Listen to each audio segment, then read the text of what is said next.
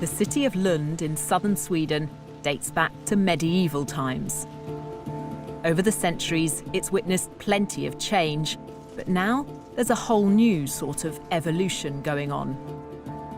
I'm here to meet some of the thousands of people in the country who are adapting their own bodies, who are inserting microchips under their skin. It means they may never have to carry a house key, train ticket or bank card ever again.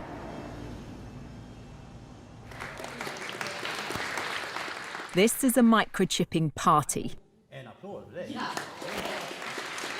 Hannah's getting an electronic chip implanted into her hand. She believes one day we'll all be chipped like her. So congratulations, Hannah. Thank you. You've been chipped? Yes, I have. How does it feel? It feels good. I'm excited to see what I'll be able to do now. Can I touch it? Yeah, you can feel it there. I feel like this is the future. It's the next big thing that's gonna happen. Happy cyborg birthday.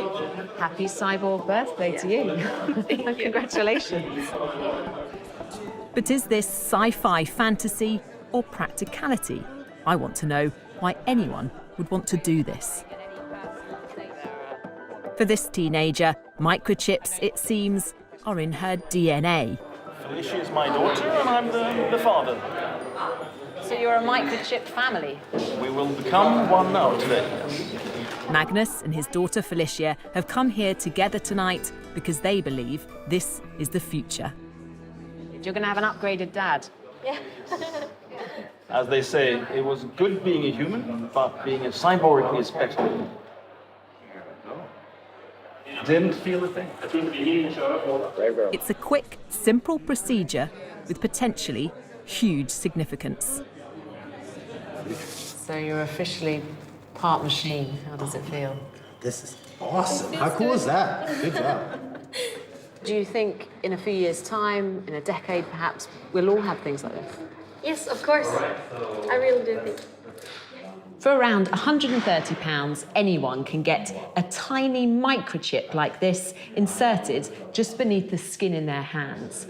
I can't help feeling a bit squeamish about it, but maybe I'm just behind the times.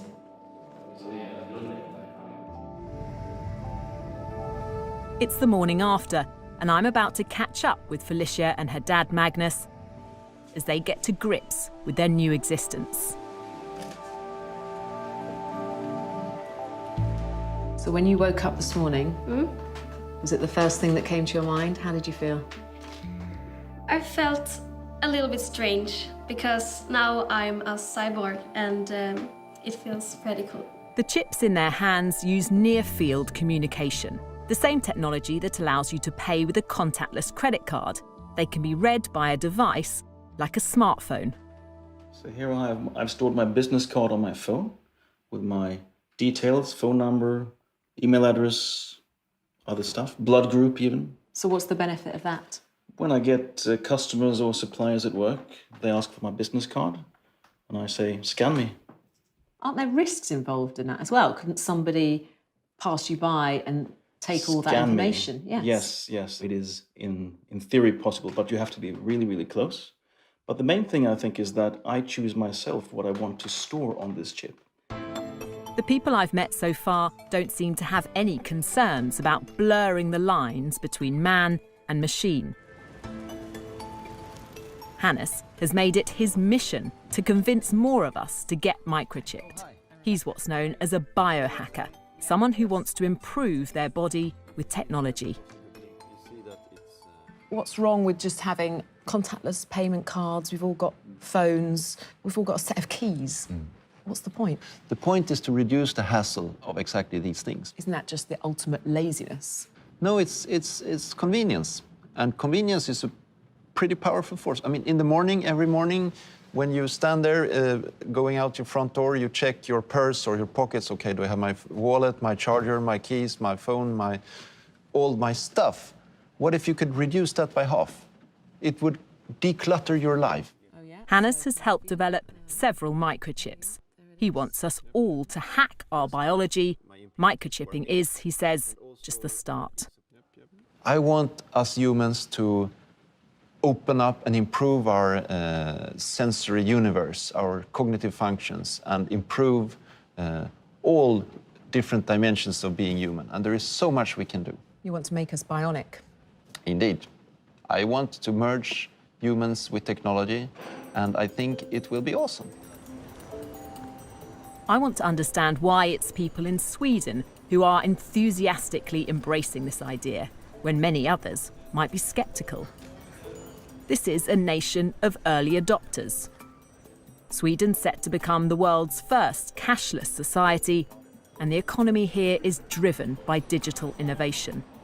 This national rail company has taken microchipping on board, with 2,500 passengers signing up to use their chip instead of a paper ticket.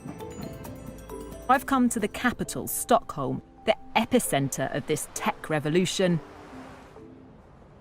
At this shared office, hundreds of the workers have been microchipped, so no need for a security pass to get in.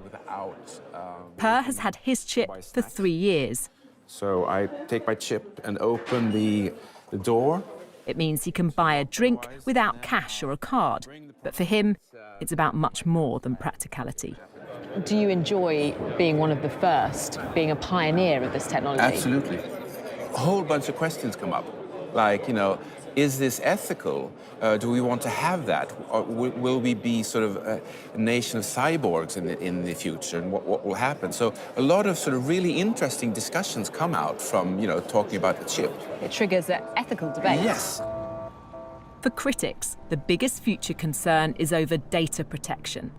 As the amount and type of information we store on microchips becomes more advanced, so do the security risks. Ben Libberton, a British scientist working in Sweden, wants to know who will have access to the data stored inside and what they could do with it.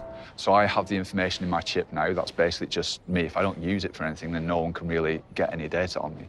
But then if I start to use it at work, then work knows when I've interacted with something at work. If I then go to the canteen people know exactly what I've interacted with there. So the wider spread it becomes, and the more that we can interact with different things, then our data is being kind of shared and incorporated in lots of different places. The nightmare situation in that case would then be that someone else has access to my health data, and that one day I get a letter through the door that's like an increase in my health insurance premium before I know that there's any problem with my own health. So I think we have to be cautious now in the very early stages to make sure that we're actually controlling how the information is being shared.